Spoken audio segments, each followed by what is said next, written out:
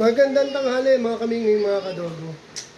Well, tinawag ako ng anak ko si CJ. Pinakita siyang aso sa labas. Yung mga dog lover. Nangihina raw. Parang gutom na gutom, may sakit. So, ganun ang dog lover. Di niya natin, sinabi niya sa atin. So, i-rescue natin. Even hindi ko siya ampunin, siguro gamutin ko ano maging problema. Pakainin ko, painin ng gatas para lumakas.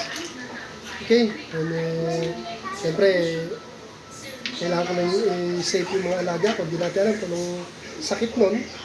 Or baka nga worse, may rabies pa kasi parang nagmumuta daw eh.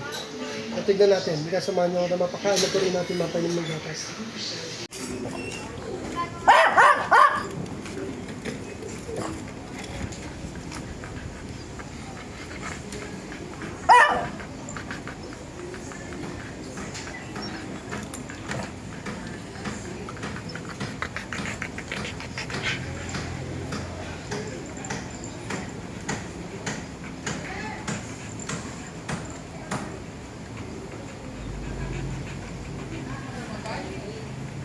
Hinang-hina na eh. Kanino ba to? Hinang-hina. Kawawa naman.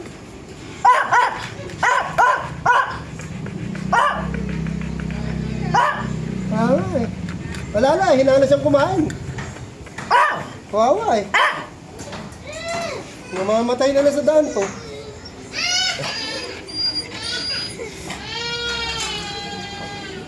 Kawawa eh.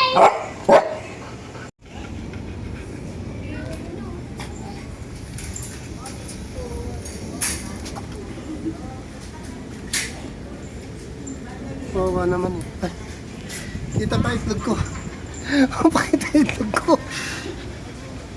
Kawawa naman eh. Mamamatay ito eh. Pero lalakas to dyan. Lalakas to. Huwag mong target yung binti ko. Tarantag ko. Mamaya kagatin mo ako ha. Pinapakain lang kita. Mama? Kasi kung hindi natin gagantiin, kawawa naman. Diba? Basta huwag mo nakakagati. Pag kinagat mo ako, kaldari ka. Tiwala ako sa iyo ha. Kahit di kita aso ha. Ako yung purpose ko ipakainin ka lang. Huwag mo kakagati.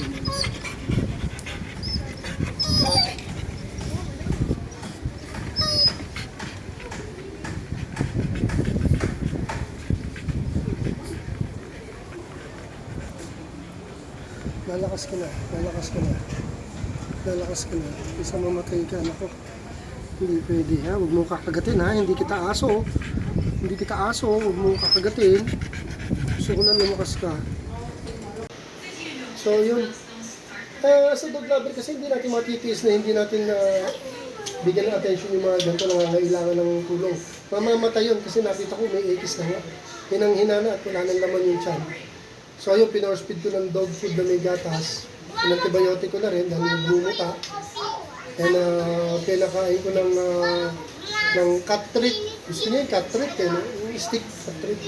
Pinakain ko ng 3 piraso muna para magkalaman. Then nung after na nakapagpahinga, ginatas ko, after gatas, dinog food ko na and gatas.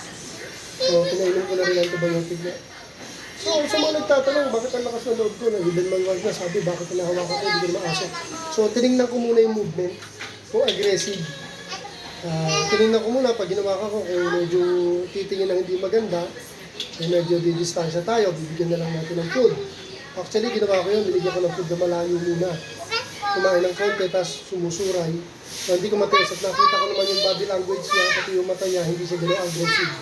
Hinang-hina. Kaya naglakas loob na ako. Ayun, kita niyo may nahawakan ko, binubuhat ko. Ayun, nilagyan ko na higaan ko sa may garden ko. Hinihintay ko siya lumakas. Pag nakasalis, din naman yun. Pag dadaan siya dito, pakakainin ko, ganun na lang. Kasi hindi safe para sa ibang alaga natin. Mapaaso, mapaayo, ay mapapusa. Hindi natin alam kung anong bakterya meron siyang dala. Pero sakit. Ang malaga, pinapakain natin. At papakainin natin pag dadaan siya dito. Ayun nga, ginagamit ko. Sana bumalik-balik siya para matuloy-tuloy ko yung antibiotic niya. Hindi ko lang kung taga saan to eh. Pero sa ginawa ko, nagkaroon kami ng konting ugnayan yan. Malamang ko babalik dito pag nagugutom. Sana. Para ganun at ganun ang gagawin ko. Okay? Dito muna mga kaming mga kadodo, no? Dog lover tayo, hindi natin matitisin ganyan. Hindi lang pang content yan, hindi lang pang vlog. Mahirap, tisin. Ako yung mga aso ko, laga-laga ko, tapos sila, kawawa naman. Aspin is mababait ang Aspin.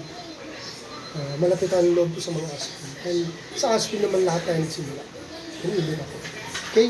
Thanks for watching. Dito muna. At silipin ko na lang yung aso. Pinapuli ko sa garden. Thanks for watching mga kadogo mga kamili. Thank you for watching.